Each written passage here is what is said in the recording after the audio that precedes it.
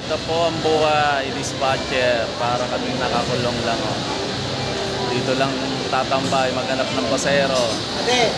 Ayan po kami ngayon. Ito ang gawain ng dispatcher. Araw-araw, ayan. Tatawag. Bicol, Tabaco, Legazpi, Bakakay, Tiwi. Ano masasabi mo, sir? Paano pagtawag ng pasahero? Paano pagtawag ng pasahero? Bicol, Tabaco, Legazpi. O, ayan. Ganyan pong gawain namin dito. Araw-araw yan. Ayan. Ayan, mga dispatcher namin kasama. Oh.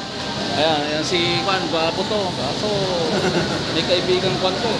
Ayan, best friend, may kaibigan. Ayan po kami, oh. Isang dispatcher po. Ayan ang trabaho. Magtatawag ng Bicol para sa ekonomiya, para mabuhay ang pamilya. Ganito ang trabaho namin. Bicol. Ayan, dispatcher. Pati porter po. Ayan ang trabaho din yan. Ayan ang trabaho niya, no? Oh. Dito po yan sa PITX po, second floor, ticket booth number 2.